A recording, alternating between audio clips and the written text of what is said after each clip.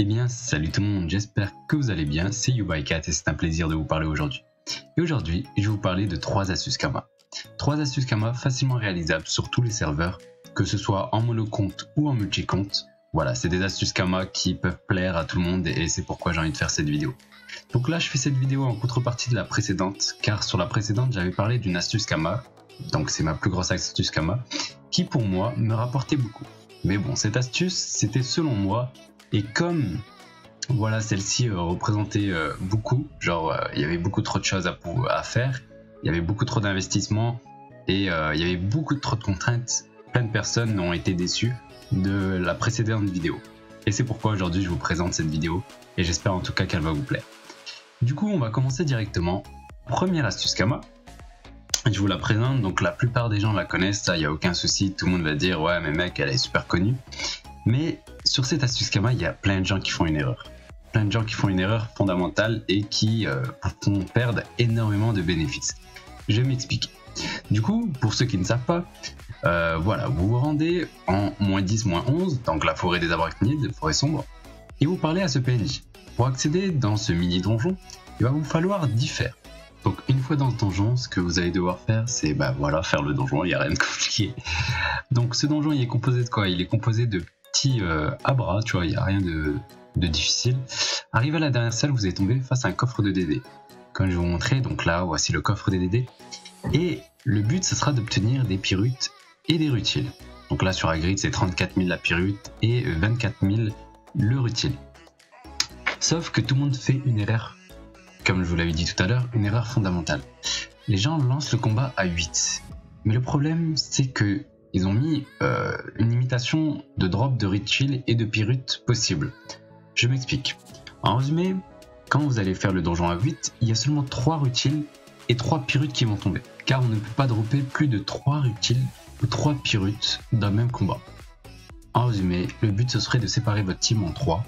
Donc essayez de gérer avec vos idoles, mais bon, comme le taux de drop est de plus de 40%, quelques petits idoles feront l'affaire. Avec un petit challenge, vous droppez sur les 3 rutiles et 3 pyrrhutes. Donc là, par exemple, je vais vous montrer la rentabilité sur le serveur Hagrid. Donc là, voilà, j'ai acheté 8 rutiles et 8 pyrrhutes pour vous montrer combien ça va vous rapporter. Donc là, par exemple, sur Hagrid, ça va vous rapporter 470 000 Kama. Donc avec plus de 280 000 Kama de pyrrhutes et 192 000 Kama de rutiles. Du coup voilà, cette astuce ça vous permet de rentabiliser vos abonnements et elle a rien de compliqué, hein. Les 3 fers vous allez les acheter pour même pas 500 Kama ou quoi et vous faites du profit comme pas possible. En tout cas voilà, ça c'était la première astuce et on va s'attaquer directement à la deuxième. La deuxième astuce c'est l'almanax. Les gens vont me dire mais mec tu te fous de ma gueule, l'almanax c'est quelque chose que tout le monde connaît, voilà, c'est extrêmement simple à faire. Mais il y a un truc que vous ne savez pas. C'est que cette almanax, ok, certes elle vous rapporte des Kama, de l'XP, voilà, vous la réalisez une seule fois avec votre personnage principal par jour, de quoi obtenir le petit Dofus un an après. Mais il y a une astuce Kama derrière qui vous permet de générer des Kama via le jeu. Je m'explique les mecs, encore une fois. En résumé, ce que vous allez faire, c'est que vous allez créer différents personnages. L'almanax peut être réalisé à partir du niveau 20, mais il n'y a pas de limitation de Kama. Il n'y a pas une proportion de Kama par niveau. En résumé, si vous êtes 200, regardez, par exemple, je l'ai essayé tout à l'heure pour vous montrer.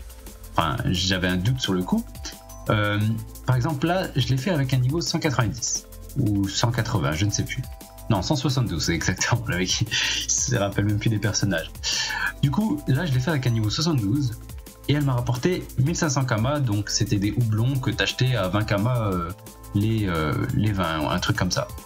Donc ça m'a rapporté 1500 Kama. Du coup, j'ai fait x14 ce que j'avais investi.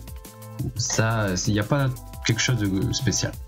Et là, par exemple, je l'ai refait avec un niveau 20 pour vous montrer. Donc, je me suis cassé le cul à monter à niveau 20 sur le même serveur et je l'ai refait. Et du coup, je me suis refait 1400 Kama. Et là, je vous montre ça, c'est sur le serveur Elisael, donc c'est en monocompte. En résumé, je vais vous expliquer où est l'astuce Kama. L'astuce Kama, c'est que sachant que si l'almanax elle est niveau 180, vous allez obtenir à peu près 40 000 Kama.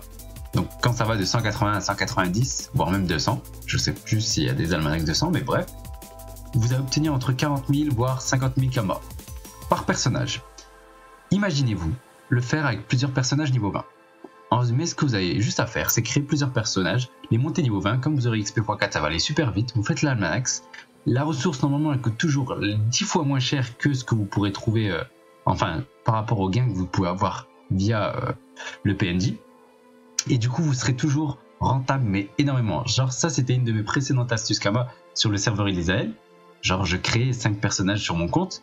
Bon, après, il y a une limitation de création de personnages. À un moment, t'es limité. Hein. Crois pas, tu vas devenir milliardaire en une journée. Calme. Non. Le truc, c'est que, voilà, vous réalisez ça. À chaque fois, vous montez à niveau 20, vous le faites, et ainsi de suite. Et du coup, vous pouvez faire facilement des millions de Kama, surtout si vous avez plusieurs comptes. Du coup, là, c'est une grosse astuce qui permet de générer des Kama via le jeu en lui-même. Voilà, ça n'a pas été... Il n'y a pas de contrainte, il n'y a pas de proportion en fonction du niveau, c'est ça qui est totalement pété. Pour la dernière astuce Kama, donc celle-ci c'est une des meilleures pour moi parce qu'elle m'a aidé énormément, que ce soit sur les serveurs monocompte, que ce soit sur les serveurs Temporis ou que ce soit sur même Hagrid, ça m'a aidé au tout début. Du coup, cette dernière astuce Kama, elle est liée à une quête qu'on peut réaliser avec tous vos personnages car les quêtes sont pas mutualisées. En résumé, ce que vous allez faire, c'est que vous pouvez créer autant de personnages que vous voulez pour réaliser cette quête. Cette quête est réalisable à partir du niveau 10. Du coup, vous pouvez spammer cette quête jusque la limitation de personnages vous bloque. Et du coup, pour réaliser cette quête, c'est quoi? Vous allez vous rendre au Zap Vetufokia en 13,26.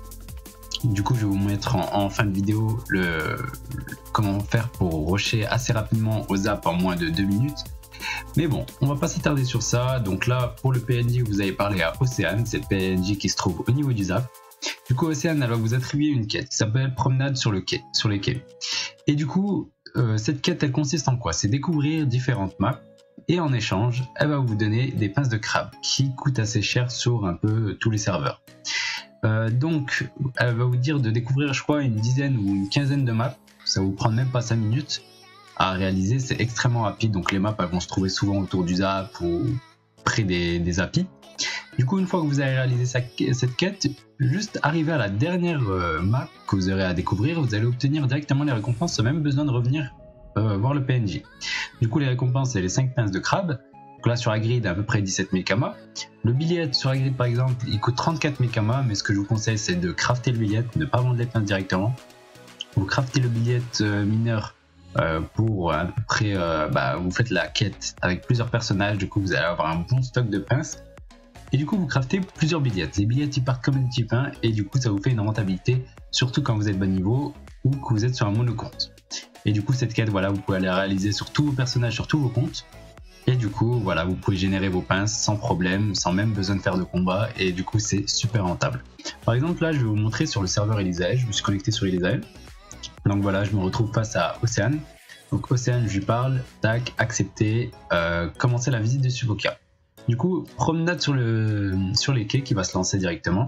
Donc là, découvrir les maps. Donc là, je vais choisir toutes les maps directement. Comme ça, au moins, je suis tranquille. Donc ouais, il y a à peu près une quinzaine de maps. Et du coup, ce qui va se passer, c'est regarde. Là, il y a une map au-dessus. Dès que je vais monter, ça va valider et ainsi de suite. Il y en a une à droite. Bref, ça va aller super vite. Et à la fin, j'obtiens via la quête, donc aller au promenade de quai, voilà. J'obtiens plus de 10 000 Kama de pinces. Bon, sur Elisael, 10 000 Kama, c'est énorme, c'est un truc de fou. Et du coup, vous pouvez faire ça avec tous vos personnages et c'est ça qui est le plus cheaté. Après, comme je vous ai dit, il y a une limitation de création de personnages, je crois, qui est limitée à 10. Et puis voilà. Donc là, par exemple, vous regardez, je monte, quête mise à jour, je tourne à droite, quête mise à jour, et vous faites ça pour tous les jalons qu'il y a sur votre carte. Et après, vous obtenez vos pinces directement. Et du coup voilà, ça c'était la dernière astuce Kama et j'espère en tout cas qu'elle vous aura plu celle-là. Et je pense avoir fait le tour. Donc là, je vous ai présenté 3 astuces Kama qui rapportent pas mal, qui sont totalement simples, qui demandent aucun investissement, qui, enfin à part pour les faire, tu vois, pour acheter tes 10 fers à 500 Kama, bon c'est le seul investissement que tu vas devoir faire. Mais sinon en soi, tout le reste c'est extrêmement simple à réaliser. Voilà, il n'y a pas de contraintes, il n'y a rien de spécial. Et voilà. En tout cas, j'espère qu'en tout cas la vidéo vous aura plu. J'ai dit un peu trop en tout cas. Donc voilà, j'espère que la vidéo vous aura plu. Que si c'est le cas, lâchez un pouce bleu. Si